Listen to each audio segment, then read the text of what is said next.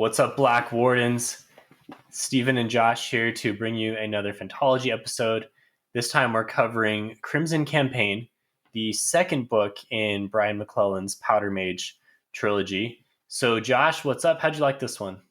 Yeah, just big overview. I thought it was a good sequel. I don't know if it completely changed the way I thought of the series or of the trilogy so far, but I did notice like a decrease in quality. Second books are always hard to get really good. I don't feel like this one, is going to be a standout, but I don't feel like it failed as a second book either. So overall, I'm positive on it. Yeah, we've talked about that quite a bit, where it seems like, especially in this trilogy structure for fantasy, you have a really strong first book that gets you into the world, kind of has a self contained plot almost. And I think Promise of Blood had that. And then the trilogy continues. And I think sometimes these second books are like the author knows what he wants to get in the finale of the trilogy. The second book has to get you to the point where that is possible. And I think sometimes you can get a little bogged down with just getting the plot to that point. Did you think that was the case here at all? Yeah, I noticed that with some characters, especially like Adamat, it had him basically just doing what he was doing in the first book and doing it again in the second book. There were some characters that changed and that were put in new settings that I really liked.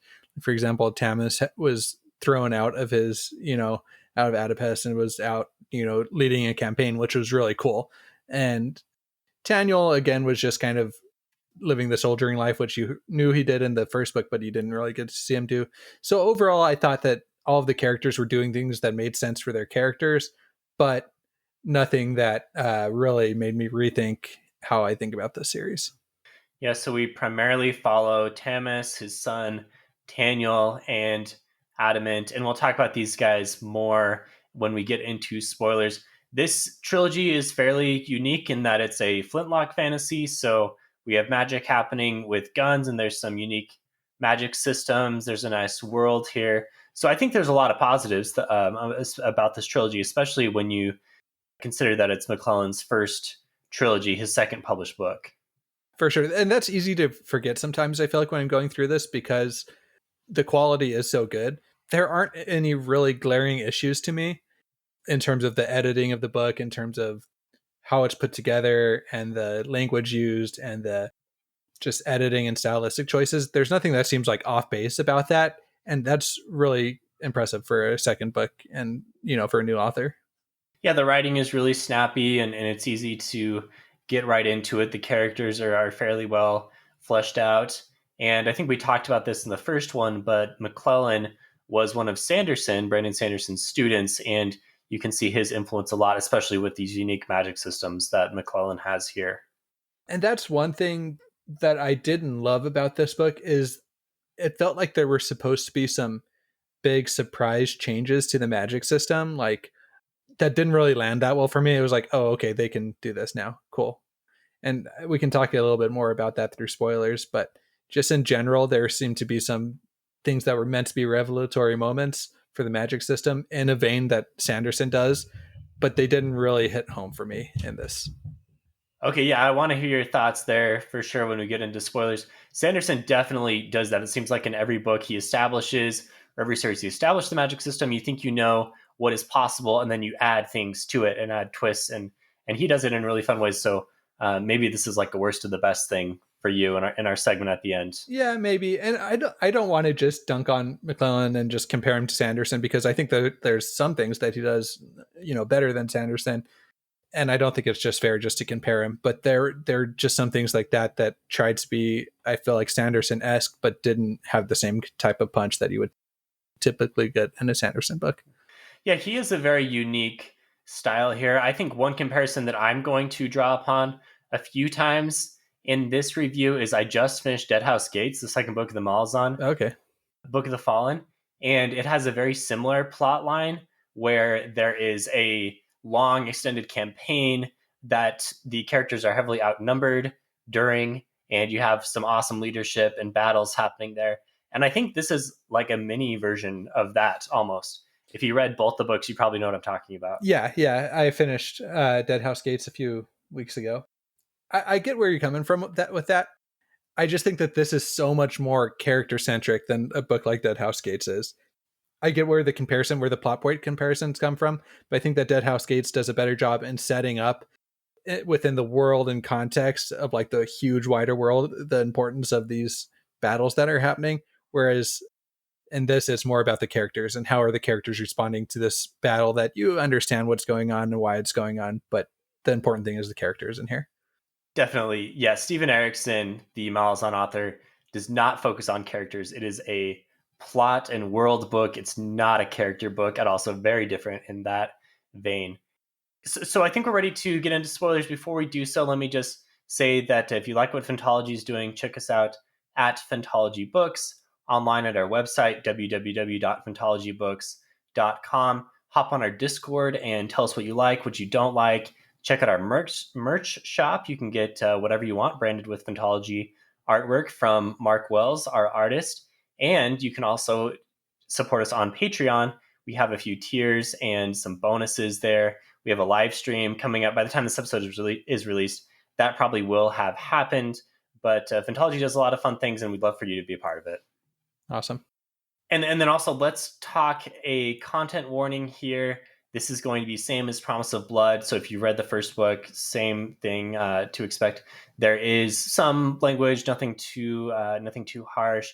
There is quite a lot of violence and almost no sexual content. I guess there is like one scene where you can tell things have been happening, but there's really nothing on camera as far as that goes. Yeah, pretty tame. PG-13 for sure. Sexual content.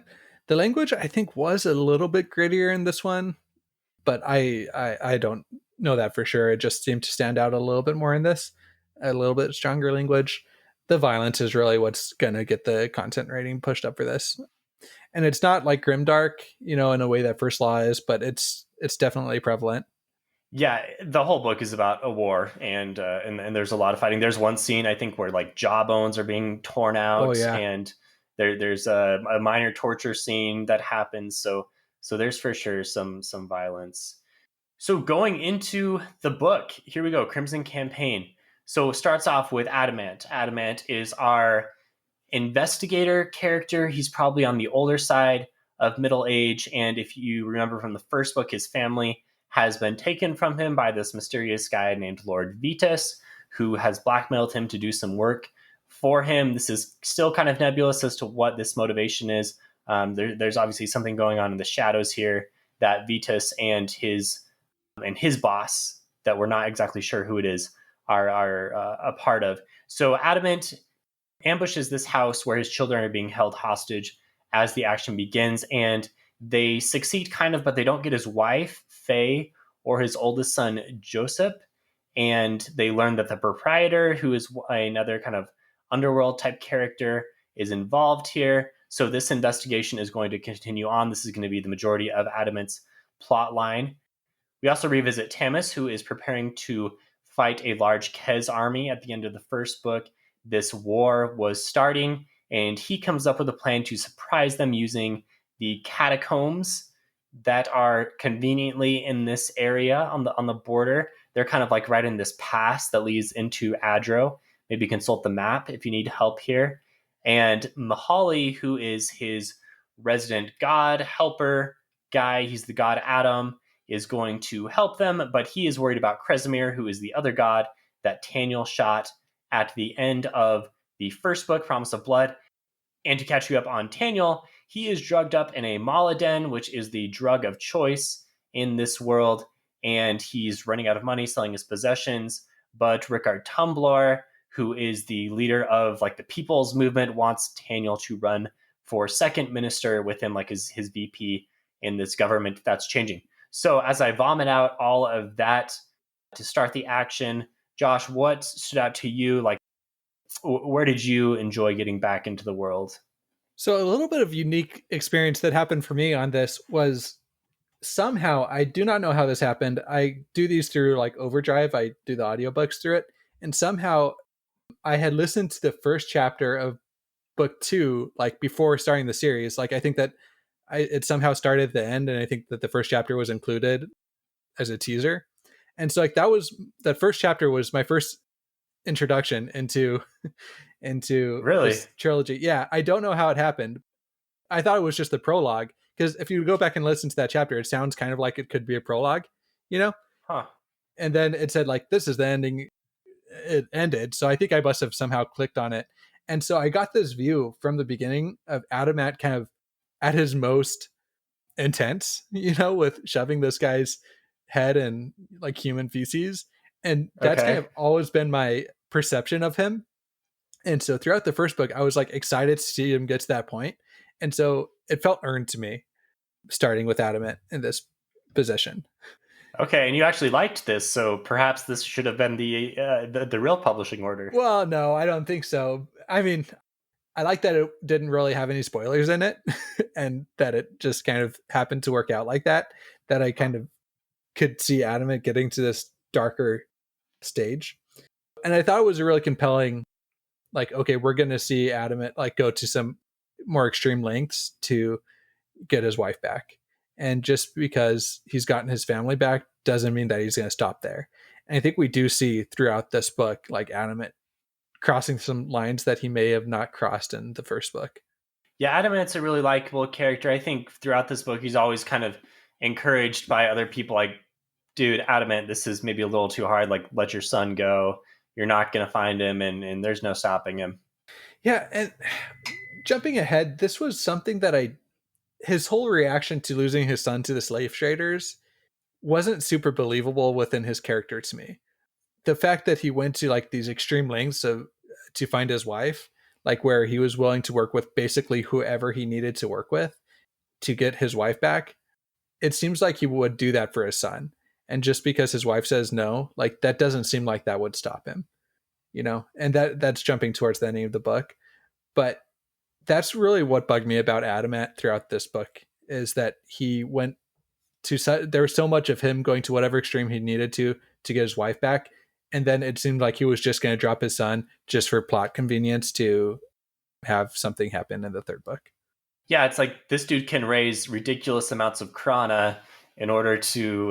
He really has no limits. Like you say, he's able to work with anyone in order to get his family back. So then he kind of gives up. Does he give up, or is it just that the plot kind of advances towards the end Well, without?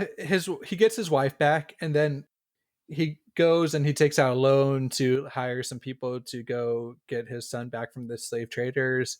And something happens, and his wife is like, "No, I need you to be with us. I need you to take care of us. We're safe. We're here. You need to not pursue this." And then he's like, "Okay." And I felt like that conversation just happened so that, and this is jumping way to the epilogue of the book, so that Bo could come in and be like, "I need you to do this, but I'll go get your son back for you." I felt like Sure. Okay. it just happened to set that up. That's a fair criticism. So maybe we need a little more hard hitting emotional scenes for this type of plot advancement. Yeah, Yeah. it didn't land too well for me. That might actually be my worst of the best for the book, was that whole how that happened. So that's Adamant. I think we kind of covered the majority of his plot Well, there. We'll hit some other details. yeah. But what do you think of Tamis and Taniel as we get Okay. started? So Tamis and Daniel. So Tamis, I love that he was put back in his old warmongering ways. That he was out there leading a campaign. I didn't love Tamis in the first book. If you remember, I thought that he was my least Hmm. favorite character starting out, and then he became the most compelling character by the end of the book for me. Because you didn't feel like you understood his motivations enough, Yeah, right? exactly. Like I felt like he was almost meant to be the antagonist in the book with just starting out throwing the king and all the people and Mm. you know uh, killing them all. And I felt like I was getting his backstory, only it's not his backstory, it's what he's doing now. But I felt like I now understand him much more of a character. And if I were to do a reread of book one, I would understand why he did the things they Yeah. did in book one even more. There's a lot of his backstory in this book as well. Do you see any Dalinar Kholin in him? I mean, let's avoid any spoilers for future Stormlight books, but I feel like the characters are kind of aligned. Yeah, I was going to make that comparison too. I didn't want to get too much into spoilers, but here you have this old soldier that has a reputation of being like a warmongering type soldier now trying to do politics, and you're getting Hmm. him back into the field now, leading a hopeless, on its face campaign too. out of revenge too, basically. Like that was something that was really interesting in this book too, is that this was pretty much just revenge for Tamis. You know, he had his reasons or whatever, but this was just to get back at the Kez, right? Yeah, the freaking Kez, man. Those guys are losers. And here's another kind of criticism that I have in this book is you don't so far have any real appreciation for why the Kez are doing what they're doing. Yeah, they just seem like an army of orcs. I mean, they're people, but they just seem like cannon fodder, and we don't care at all if we kill them. You get one kind of cool character that was like, I'm forgetting his name, but he was going to let Tamis surrender and like give him good terms on his surrender and stuff. And You're then talking about Beyond, the yeah. king's son. Yeah, Yeah. And then he becomes more of a character throughout the book. But so you do get some characters from the Kez that are actually handled pretty well, but you don't get really the greater Kez motivation, I feel like. which I feel like is, I mean, to make another comparison to Deadhouse Gates, I feel like is the same thing with. I guess we don't want to talk spoilers for that book, but the antagonistic army is very much the same, where you have no sympathy for them at all, and Yeah. it would be nicer to get the other side as well. And so I'm hoping that's on my wish list for book 3 is a little bit more background on the Kez, why they're doing what they're doing. Is it just so that they can, you know, subjugate this neighboring kingdom of theirs just so that they can have access to their resources and what, you know, I hope we get a little bit more. If we don't, it's not like a deal breaker. It's not going to make me hate the series or anything, but it's on my wish list.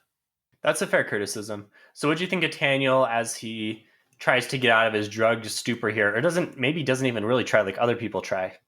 This was my least favorite storyline to start with. I felt like I threw away all of his character development throughout the first book. You did see him becoming a little bit more addicted throughout the book, but you felt him getting his purpose throughout the first book. You know, you felt him saying, "Okay, I'm going to actually take on my responsibility. I'm going to step out of my dad's shadow and I'm going to become my own person."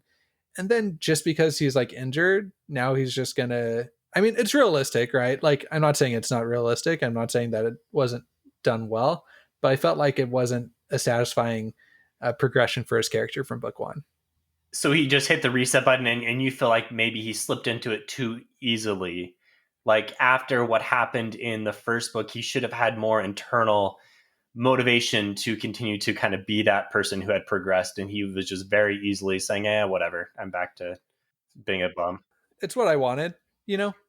And I do like that McClellan is like addressing addiction, and I think that's handled well in this book, at least fairly well. That's the thing, as I feel like he doesn't like really push into the effects of addiction on people. Like if you read something like Stephen King, like, and Stephen King has struggled with, you know, addictions throughout his life, so maybe he's able to do it a little bit better. But whenever you get a character that's like addicted to like an alcoholic or drugs in like a Stephen King book, you really feel like the pain that that's causing the character and like the effects on their relationships. I feel like McClellan's like saying, okay, this character is addicted and it's having effects on him and it's changing his personality, but he doesn't really push too deep into that. It's kind of just surface level. And so I feel like if he was going to go down this road of let's deal with addiction, he could have gone or should have gone further. Which is interesting because not only are the characters addicted to Mala, Taniel especially, but all of the powder mages are addicted to black powder and spend the majority of their time on screen in these powder trances, and they need this substance to continue functioning, really. And I don't know if there's like a relationship. To me, it seems like he's kind of like handling his black powder addiction with like his mala addiction. You know, it seems kind of like an upper versus downer. Like the black powder is like a huge upper, like he's on speed or something, and then the mala is like marijuana or something where it's just going to depress him and get him into like a more calm state. And so like, again, that's realistic for like drug users, right? Is to like kind of try and balance these two things out for people that are addicted to these kind of drugs. But I don't feel like it really went far enough to make me love it as a storyline. Yeah. Thanks for the primer on drug use there. I could be off base. I don't have much like experience with drugs or anything, but this is my general understanding of it, right? Yeah. So the plot continues, and we get more stuff from Adam, and he's tracking down Vetus, there's a misunderstanding with the proprietor, and we just kind of have some politics that are starting to happen as he searches for his family. So nothing too revelatory here. The big thing that happens right away is that Tamas's ploy to get behind enemy lines and fight the Kez does not work. It's a complete disaster. The catacombs are collapsed, and his army is trapped on the other side of the Kez as they march forward into Adran territory. And so Tamas, his only choice, his only option is to march his army north around all of the mountains through Kez territory over some major rivers and make it into Delev, which is on the northern side, and into another city that will then let him get back into Adapest. So I think it's important to understand the geography here, and there's some nice maps actually made by Isaac Stewart, who is Brandon Sanderson's primary cartographer. So that's the main plot line that I was here for in the book. What do you think, Josh? So I enjoyed his storyline, but that wasn't what I was there for. And so I think I was different than you on that. I was more intrigued by Taniel and by Adamat than I was by Tamas. But I did enjoy it. Like, I mean, that's where the title comes from, right? Is the Crimson campaign. His campaign to get his men back. And so I feel like I should have been more open to that storyline and like dug more into that storyline. But for whatever reason, I didn't care too much about it. Did you just assume that it would be successful? So you're like, okay, these are just details, and you kind of already knew the end? I mean, I didn't know the end, but I didn't feel like this. I feel like I knew Tamas would make it out of it. I felt like he would. And I didn't really care about his army. Like there weren't enough supporting characters within the army to like make me care if there were like heavy losses. Olam, Vlora, not enough for you? Flora, I think you guys have kind of spoiled that for me, that she's like in the second trilogy as a bigger I guess character. that would have helped you know that she survived. So Yeah. like, yeah. Well, even regardless, like up to this point, we haven't even had that much character development with Flora. She's just kind of been somebody to cause problems. So like, even if she would have died, I wouldn't have really cared because she hasn't had that much character development up to this point. Yeah, I think that's a fair criticism that maybe the minor characters are not as fleshed out. Like looking back, I don't remember, like I remember their names, but I couldn't really tell you much about them other than this guy's a Powdermage, this guy isn't. He's a privileged. Yeah. So the campaign, like I was interested in it, but I wasn't interested enough to like go look up the details of like, okay, this is what I think is going to happen next with the campaign. This is the twist or turn I think is going to happen. I wasn't like dissecting it like that on my read through, which I do with some other storylines. I'm like making predictions. I'm enthralled by it. I want to know what happens next. I wasn't doing that for the storyline. And I guess I have to make another comparison to Deadhouse Gates. Plug for our upcoming Deadhouse Gates review if you like Malazan. But I was way into the campaign there. The Chain of Dogs, I was so into that. So I guess maybe a little different. Well, because they're more sympathetic. It's a more sympathetic situation, I think. Where you have people like fleeing for their literal lives against the armies of the apocalypse. Right. Like it's much more of a sympathetic character situation, whereas this is just more of a, okay, our invasion isn't working the way we hoped it would. ... That right. That's like, fair. That's fair. Yeah. Anyway, this is not to say I didn't enjoy the storyline in the book. It's just it wasn't my favorite, and I don't think it was handled as good as it could have been because of the issues we've talked about. So Taniel is also going to join up with the army after he gets attacked by some wardens, and he realizes that the wardens were actually once powder mages. I think these are what we call black wardens now, and we're not exactly sure what's going on here. But him and Capol join up. They head down south to fight. He also learns that Tamas has supposedly died, although that's going to be debunked pretty quickly and become a source of conflict.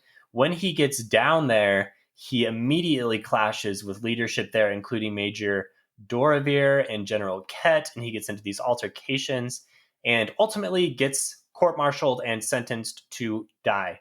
So Taniel has zero ability to behave himself. Okay, so here's where I was talking about with the magic system. Like these black wardens, I felt like were supposed to be this reveal of like, oh, a privilege and a powder mage coming together, like the ultimate weapon. kind of like, oh, I don't want to do spoilers for Mistborn, but you know what I'm getting to, right? Like, Yeah. yeah, Mistborn fans, you'll know what I mean. It just, I was like, okay, why didn't this happen before? Like, is there something that some scientists found out? I know that Kresimir was involved in the creation of the Wardens, and Kresimir is like the patron god of the Kez, essentially. So he's helping them out. So I don't know if, like, behind the scenes, maybe he was helping them do this, but that doesn't really make sense because he is pretty much insane. So I couldn't really see him contributing much to the advancement of science either. Yeah. I don't know, I guess is the answer. Okay. See, this is another thing where I wanted it to land more than it did. Like I didn't care. It's like, okay, cool. They have this super soldier. Like they leveled up from book one. You know, And Taniel and Capel are still able to defeat them if yeah, they try hard enough. it's still not even like that much of a challenge for them. They're still just on the front lines, just Hmm. blowing people away. So I'm like, why did they even do this if it isn't going to be much of an issue for them? I mean, they are super effective against the rest of the army, which is in a constant state of retreat. I think every other powder mage has been killed. So it's bad for Adro, but our characters, they're still able to do what they want to. But we're told it's bad for Adro. But do we feel like it's bad for Adro?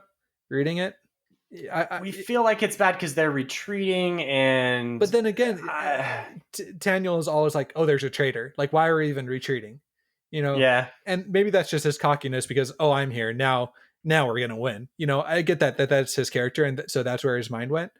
But this was another thing where I felt like it was just kind of trying to do what book one did was, oh, there's a traitor. Let's figure out who it is. Which I feel like book one did it better than this, and this one, I was never super invested on who the traitor was.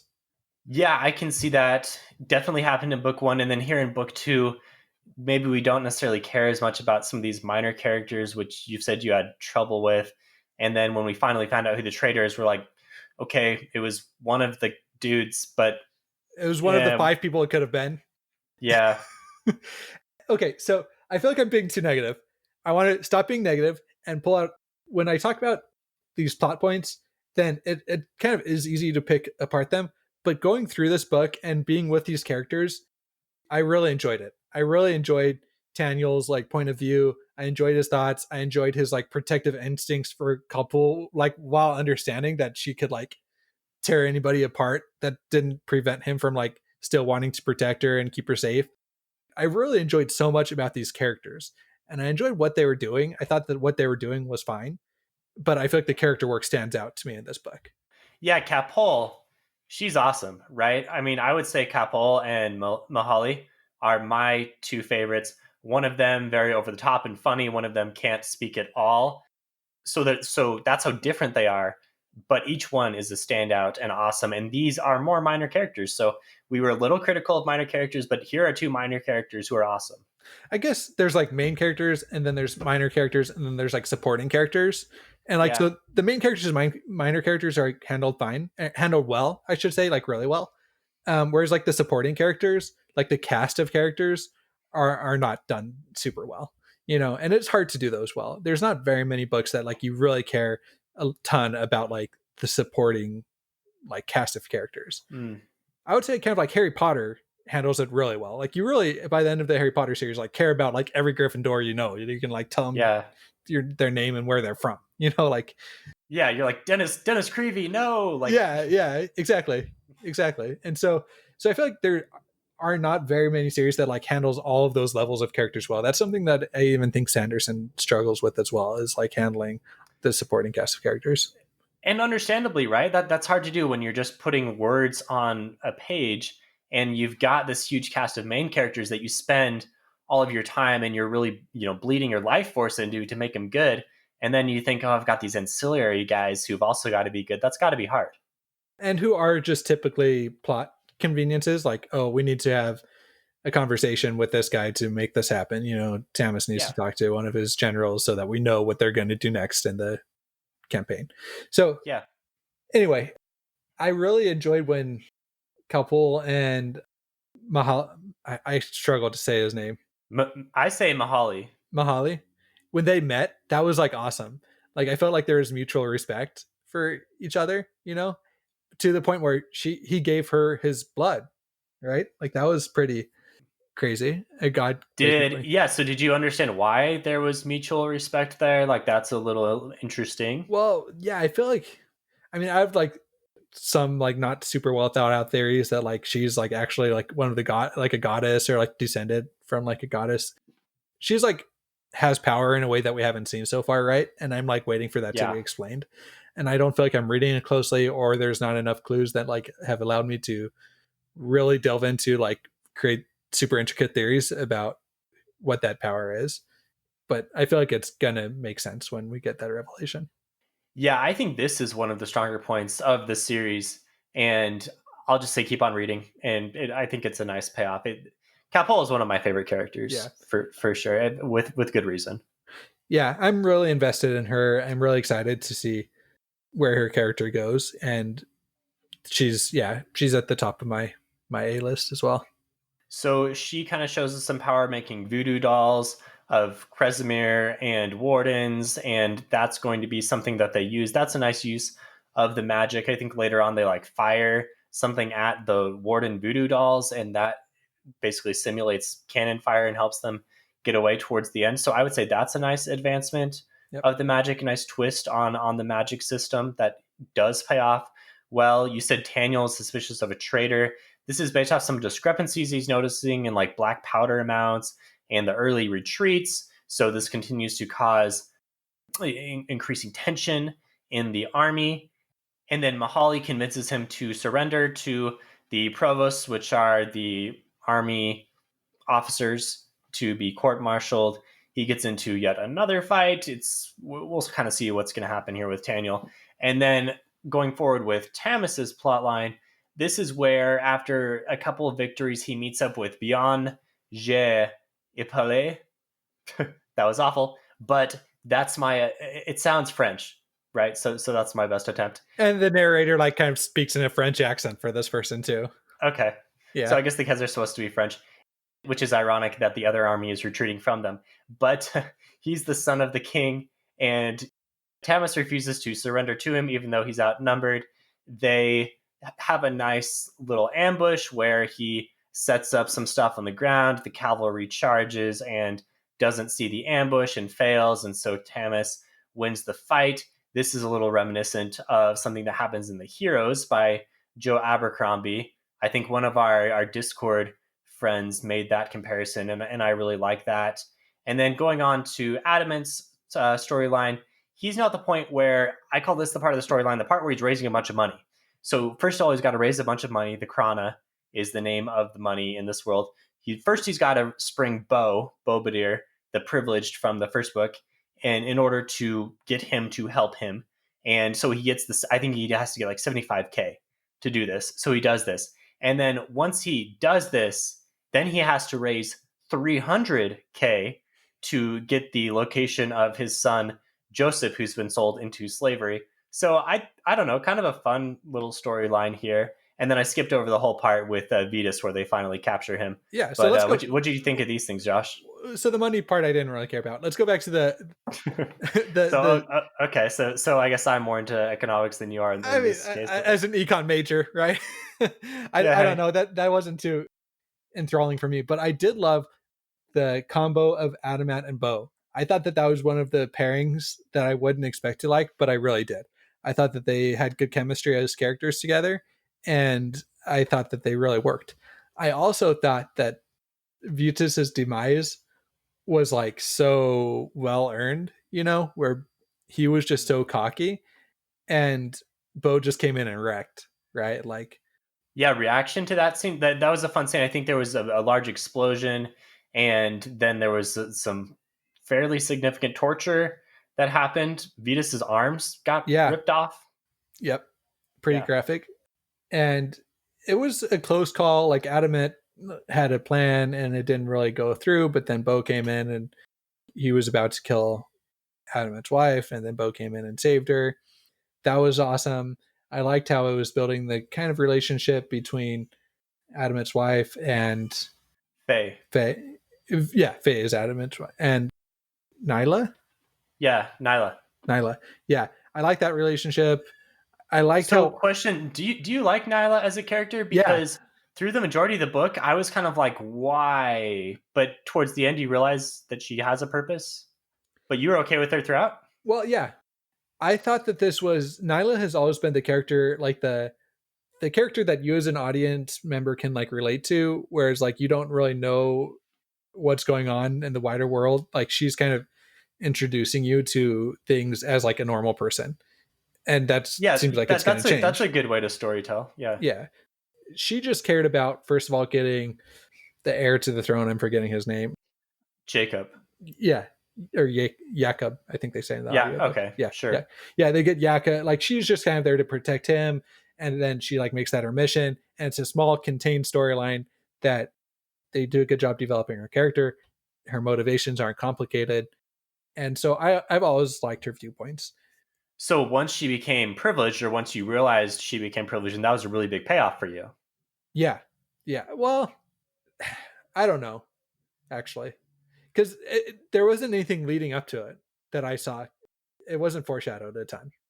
You would have liked more, kind of like how at the beginning of Mistborn, when you realize that Vin has been using her powers a little bit. That's in the first chapter, Yeah, so yeah, yeah. not really a spoiler, but like she's been influencing people emotionally. Something like that, where like she maybe, even if it was something as small as like she got slapped and like she was like, man, that felt like it should have knocked out a tooth or something. I Yeah. don't know, just something where you could have speculated that she was powered in some way, and maybe I missed it. Like I'm not reading these books like super closely, so I could have missed stuff, but it wasn't foreshadowed enough for me to be like that was a satisfying payoff. Hey, can I make one more Deadhouse Gates comparison?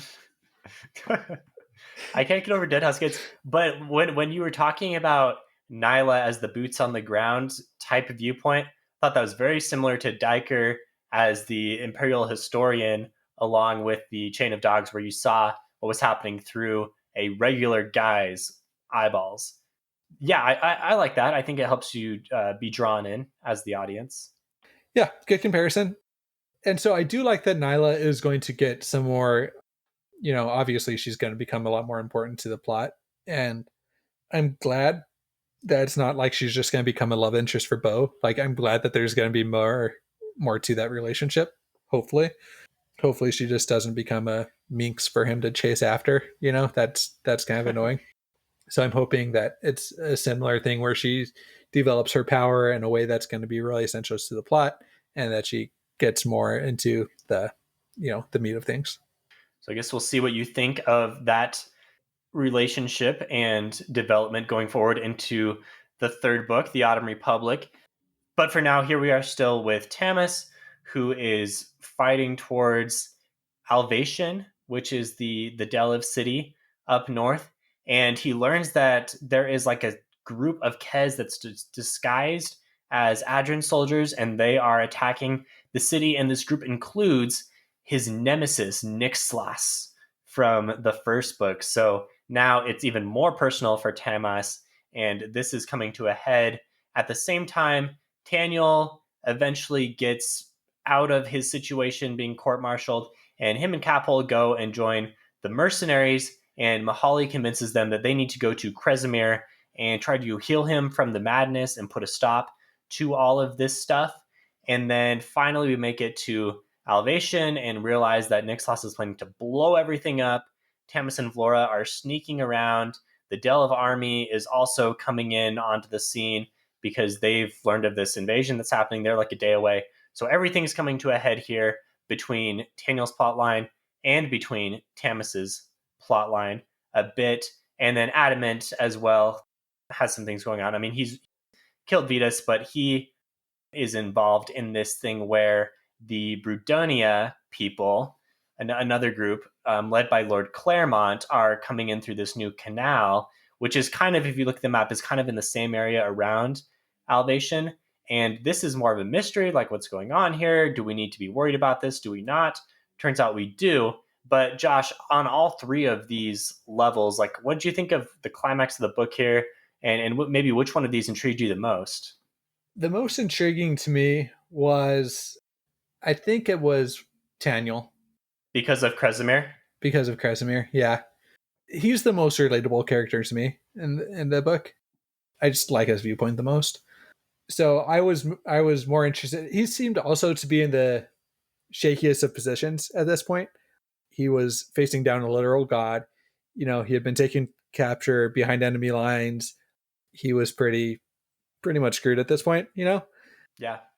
Tamis to me, it was more of, I didn't really see the reality of how an entire group of soldiers like could disguise themselves as another occupying force. And it's like, just go listen to their accent. You know what I mean? Like, it seems like somebody should have been able to put that together, you know? Okay. And I didn't really care too much about his, like, the fact that he had like dated this woman earlier. Oh yeah, in Alvation, yeah. Yeah, like, there are all these like things that may have been payoffs, were meant to have been payoffs, that didn't really pay off too much for me. I think, like, it was like, okay, Tamis is now, we're getting a little bit more of his backstory through this character that's being introduced. Again, it kind of seems like these are the ancillary characters that were a little weaker. Real quick, we didn't talk about the scene. One of my favorite scenes in the entire book was Vlora and Tamis, their relationship in general, but also like she was sleeping with his, With Olam. implied that she was sleeping with Olam, or that Yeah. they were at least having a relationship built out. And I think that this was handled so well because it showed you that Tamis felt like he should be able to be controlling these people, right? His friend that he was really close to, and this person that he sees as kind of like a daughter, he felt like he should have more say in these people's lives, right? That if Mm. he tells them, at least the fact, if he like commands them as their commanding officer, that they should at least obey him. And they're like, no, we're going to do what makes us happy, right? And it takes a while for him to come around to the fact that he can't be the end all be all. And I feel like that was a good realization, and that was some good character development that we got in this book for him. Yeah, and then there's another nice moment a little bit later when Tamis kind of takes off in a conflict and ends up stranded. A little bit of a hot blooded move here. Maybe not the best thing to do, but Vlora chases after him, and they have to just camp out and wait for the army to catch up. And they have some bonding time, and I think they have a nice relationship there. And this is something that you kind of continue to see built out in future books that has some nice payoffs for me. Like, she is his adopted daughter. I mean, father daughter relationship for the most part, it's fairly strong. And I felt like that was done well in this book, and the fact that she like stood up to him was really cool. There was a scene when they were basically like yelling at each other, like surrounded by the entire camp of people looking on, and he was like, felt like his authority was being challenged, felt like he was being betrayed by this person he had raised. So there are a lot of mixed emotions going on, and I felt like that was perfectly encapsulating of what stands out to me about the series is the character work, the dialogue, and these moments that feel really personal and that really land with me. So to wrap up the conclusion of all these climactic moments, so Taniel, like you said, has been taken captive by Kresimir. He tries to escape, but Kresimir literally picks up a river that Taniel is in and grabs him. Then there's some fighting that happens. Capol comes in and saves the day for the most part. Kresimir pretty much wants to burn everything, and then Mahali shows up. Him and Kresimir talk, and as they do so, Taniel is momentarily blinded as Kresimir opens a portal into the Else. The Else is like the beyond area where the magic resides, is how we understand it. And when Taniel can see again, Mahali is gone. So dun dun dun, this is looking bad because we love Mahali, and Kresimir has now like cemented himself as evil because he's killed Adam, or Adam is gone, and so we're not really sure what's going to happen here. The resolution with Tamis. Well, actually, before we do that, let's hit these one at a time. So, what do you think of Kresimir and Mahali and Taniel and Capol, Josh? Throughout the first book, there's a foil of Daniel and Julene. Like, they kind of foiled each other, right? Where Okay. he was chasing her and she was outsmarting him, and they were kind of testing who was more powerful. So that was a cool. I liked how that was done in the first book. In this book, Yeah. you get them basically tied up. It seemed like almost crucified next to each other Right. Crucified without nails, without apparently. nails, but like, well, because she doesn't even have her hands anymore, right? Well, Daniel's tied up. Another similarity to Deadhouse Gates. Yeah, right. Oh my gosh. So you get the resolution of that foil that was done really well in book one, where we see where she is landed as like her arrogance has landed her in like this miserable part where she Mm-hmm. was trying, she basically just wants to die, and she's like driven insane by it. And so I really like that scene. And then it was fine how like couple came in and rescued him and helped him get down, and then they did that cool thing with the voodoo dolls and turned the army against itself and escaped. That was all Okay. exciting for me to read. What about Kresimir and Mahali? Yeah, so Thoughts? so I wish, I mean, I don't know, this is so fresh. I wish we knew what they were saying, right? Like Hmm. I wish that there was a little bit more for me to like dig into with that. I felt like we just kind of saw it happen without like getting enough of what was actually going on during this conversation. You know, we had kind of gotten a little bit that they had been talking to each other, like, and that he had been trying to help Kresimir like become more sane, basically, right? Right. But now we just see that Kresimir might have snapped. We don't know. I mean, we'll see for sure in book three, but this is a nice ending, maybe cliffhanger. Yeah, cliffhanger. With I wish it would have packed a little bit more of a punch, Hmm. but I'm excited to see where it goes. Okay, so Tamas ending the resolution of the plot here in the second of our third parts. So he is going after now Nixlos in the governor's mansion. He sneaks in. Then pretty much the whole city starts to fight each other as all of these different forces come together. And eventually Nixlos's bombs blow up. We've known this is going to happen, and it does. Nixlos gets away. Tamas tries his best to redirect the blasts using his Powdermage powers. So maybe this is kind of like another nice expansion of powers. I mean, we've seen them do similar things, but not maybe on this scale. And he passes out, and he wakes up to the king of Delev, who has showed up and is very grateful to him for saving the city because his efforts to divert the blast have, for the most part, worked out. And Delev pledges to help them in the war. So this is looking good because man, Adro really needed some help at I think they Oedipus. were I down mean, to like 3,000, and then they had like 17,000 soldiers or something. Like it yeah, was it's huge. not looking good. And the Kez Yeah. have like an unlimited army. So they really needed this. And then this part ends when they receive word that Adipest is burning. And we know why that's happening from Adamant's storyline. But Josh, what was your reaction to Tamas's resolution? I enjoyed it. I thought that this was like a very kind of Abercrombie storyline with like him seeing Nexus like dead in the gutter, you know, and not getting that revenge. Like I thought that was like lifted from Joe Abercrombie Yeah, there. that's right. And I misspoke because I said Nixlos escaped and he did not. He did not. No, he was dead in the gutter. Implied that he had like fallen and like broken his Mm-hmm. neck when he fell Mm-hmm. and drowned in the puddle. Right. So in typical fantasy, there would be some revenge.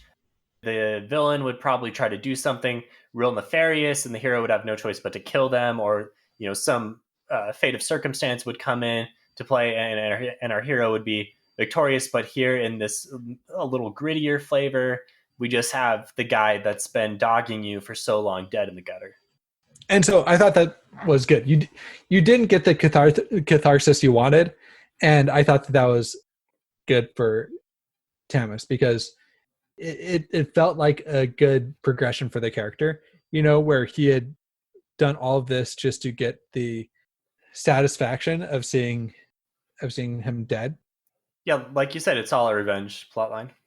So he's seeing him dead, but he doesn't get that emotional satisfaction that he was looking for. And so I thought that this was handled really well and ended up being one of my favorite things about the book. So then Adamant's conclusion, we have this mystery of what's going on with Lord Claremont, what's going on with this Bredonian trading company that's coming in through the canal, and we're not exactly sure what's going on still, but we do know that Claremont is going to step it up to the next level. He gives this big speech, dramatic speech. He denounces the gods, and then he destroys the huge Crescent Cathedral there, and his men start basically, lighting the town on fire and destroying other religious marks. And then he tells Rickard Tumblr that he will also be running for first minister. So there's this chaos, and then there's also this election that's going to happen in the future. So how well were you able to follow this? Because I remember thinking like, what do we have here? I don't know if this was as clear, and I guess it's more of a cliffhanger for third book. This felt like it was just setting up the third book. I was like, okay, this is happening now. Now I know what the third book is going to be about. I don't think that I can hear about a cathedral getting destroyed without thinking of that awesome moment in Game of Thrones. No spoilers, but you obviously know what I'm talking about. Probably my favorite moment from the entire series, I'm going to have to say. At least from the TV series. Well, there are many Game of Thrones comparisons that can be made here, right? Between lining the town with the powder that's going to be blown up to the cathedral blowing up. There are several things that are not lifted from Game of Thrones, because it's not like it doesn't like Game of Thrones has a right to be able to have a permanent hold on these things. I think he does do, I guess maybe to sum up what you're saying, he does a really good job of incorporating a lot of elements from real successful series. I mean, I compared it to Malazan to death, and there's some Game of Thrones things, there's some Sanderson things, there's some Abercrombie things. We hit on all of these things, and it ties it up into a real nice series that has its own flavor too. While seeming original, while having enough original aspects of it, and while doing enough things well that it seems like that it's a good series, in my opinion. The character work is top notch for me, and everything else takes good things, or even some of the best things from other authors and from other series, and incorporates it really well. Yeah, and I think we were a little critical on some points, but overall, we're pretty generally positive on the second book and on the series. And I think sometimes when you get into these reviews and talk over specific plot points, it's easy to be critical, but I enjoyed the Crimson campaign. Yeah, I enjoy it too. And this is so far it's an easy series to recommend. That, if I'm helping somebody step foot into like the realm of fantasy, this isn't going to be the first thing that I recommend to them, but it's going to be one where, like, if they say, oh man, I love Mistborn, what else should I read? Like, this is an easy thing to recommend so far for me. Yeah, Dan from the Harry Potter editions of the podcast has read Red Rising, and he's finishing Bloodsong right now, and he's read Mistborn. So I think this may be the next thing I try to recommend to him. We'll see how it goes. So I'm excited to read the third book, Autumn Republic. I'm excited for where the series is heading. I'm happy that it's continuing to do the things that it did well in the first book. It continued to do well in this book. And so, yeah, I'm satisfied with it. It was a satisfying book to read. So on that note, I think I'm going to call off worst of the best for this one. I think we kind of already touched on a few things we were critical on, and I'm going to go ahead and say we're going to wrap up this review of Crimson Campaign. Any final notes, Josh? Nope. I'm excited to keep reading. If you have any suggestions for things that we got wrong, jump on Discord and we'll get those corrections going. I'm not studying out these books, I'm not really reading. I'm reading these just for fun, not to really get super, super far into the lore. So we may have made mistakes, and if we did, then jump on and let us know. Yeah, I guess if I did have to do worst of the best, that's probably what I'd say. I want more from the lore. That's what I've always wanted from the series. It's really fascinating. Anytime you have gods and things going on behind the scenes, I just want to know. I want to know what it is. That's why I love the Cosmere so much, because you do get these tiny little hints that slowly you start to realize everything that's going on here. That's what I've always wanted from Powdermage, and that's my worst of the best. I feel like it was there, but not quite enough. But yes, like Josh said, if you like Phantology, check us out. Join our Discord. Check out our website, www.phantologybooks.com, on social media at PhantologyBooks. Consider Patreon, consider merch, whatever. We'd love to have you on board for Phantology. So this is Crimson Campaign, Phantology. Thanks, Josh. See you next time. Thanks, Theo.